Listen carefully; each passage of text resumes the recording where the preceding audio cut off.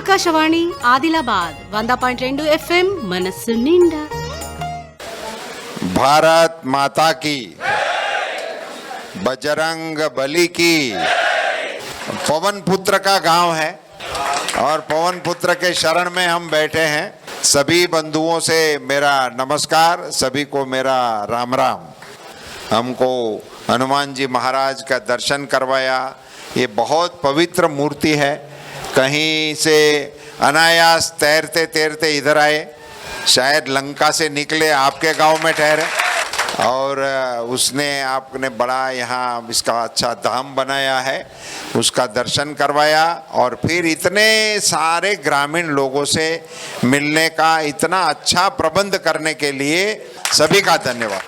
दोस्तों, दो तीन चीज़ें हमारे संज्ञान में है। ये मैं थोड़ा आपकी भाषा में कम समझ रहा हूँ, मगर हमारे अध्यक्ष जी और हमारे साथ में रहने वाले कार्यकर्ता फिर हमको हिंदी में इंग्लिश में वो समझा रहे हैं। वो मुझे ऐसा बता रहे हैं कि यहाँ के फिशरमैनों के पास कोई साधन ही नहीं है, उनके कोई योजना का बेनिफिट नहीं मिल रहा है, उनको मकान लेने में असुविधा हो रहा है। भारत सरकार की कोई योजना का बेनिफिट यहाँ के हमारे मछुआरे भाइयों को नहीं मिल रहा है। मैं इस गांव के मछुआरों को भारत सरकार की योजना लागू कैसे होगी ये करके दिखाऊं। मैं अपने अधिकारियों को, हमारे नेताओं को, आपके सांसद महोदय को साथ में रखकर इन फिशरमैनों को, जो प्रधानमंत्री मोदी जी का सपना है कि हमारे देश के फिशरमैनों का, मछुआरे भाइयों का कल्याण करना है, इसी के लिए तो उन्होंने ये विभाग बनाया। फिशरीज विभाग था नहीं भारत सरकार में, ये मोदी जी ने बनाया, आपके लिए बनाया है। और इसी के चलते आपको भारत सरकार के योजनाओं के बेनिफिट आपके घर तक मिले, उनका प्रावधान करूंगा। हमारे प्रधानमंत्री मोदी जी ने आप जैसे फिशरमैनों को बैंक से ऋण मिले, इसके लिए केसीसी देने का निर्णय कर दिया है। मैं सांसद महोदय को कह के जाता हूं कि इन गांव के लोगों की सारी एप्लीकेशन बैंक में डाल दो और बैंक में डालने के बाद अगर बैंक वाले नहीं देते हैं तो उसका जवाब लेने के लिए मैं फिर से इधर आऊंगा। आपको हमारी सारी योजनाओं का बेनिफिट कैसे मिले, आपके जीवन में बदलाव कैसे आए। मैं जो सुन रहा था कि आप सिर्फ ये नदियों के प्रवाह में ही फिशिंग कर रहे हैं और कोई साधन नहीं है। एक तालाब का कोई जिक्र हो रहा है, यहाँ तालाब पड़ा है मगर उसमें पेशकदमी ज्यादा है, उसमें एंक्रोचमेंट कर दिया गया है, उसको डेवलप नहीं किया गया है।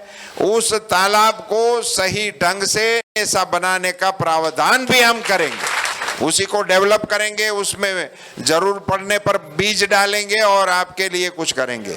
दोस्तों, आप के पास साधन नहीं है मगर आपको फिशिंग करने का तजुर्बा आपके पास है, मगर आपके पास साधन नहीं है। मैं आपसे विनती करता हूं कि आप थोड़ा सा साहस करिए, ग्रुप बना के करिए, टोली बना के करिए, मगर टेक्नोलॉजी का भी प्रयोग अब करना सीखे। अब नदी में ही मछली मिले तो अपना काम चले, नहीं मिले तो नहीं चले, ऐसा ये समय अब नहीं है। अब टेक्नोलॉजी का उपयोग आप लोगों को करना चाहिए। आप लोगों को केज कल्चर का एक बहुत नया टेक्नोलॉजी आया है।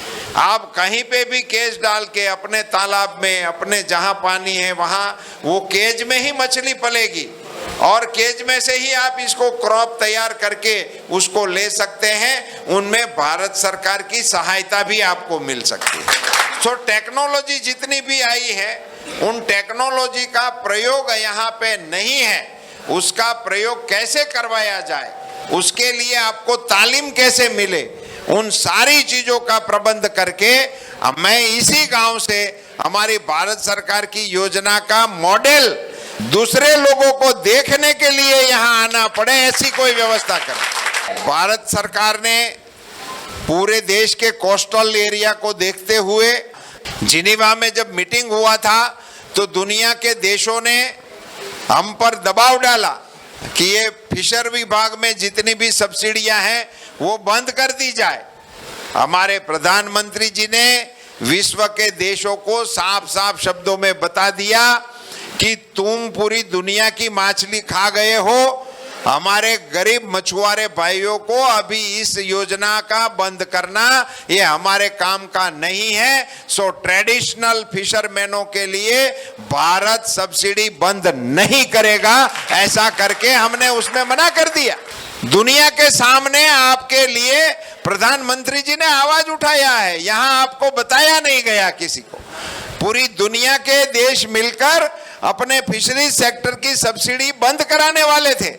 हमारे मोदी जी ने उनका विरोध किया और कहा कि नहीं, हम ट्रेडिशनल फिशरमैनों के पक्ष में हैं और ये सब्सिडी चालू रहेगी।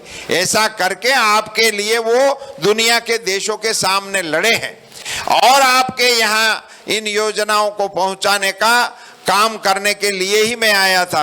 उन सारी कंप्लेनों का दिल्ली जाकर मैं तपास करके आपको न्याय दिलाने का भी काम करूंगा।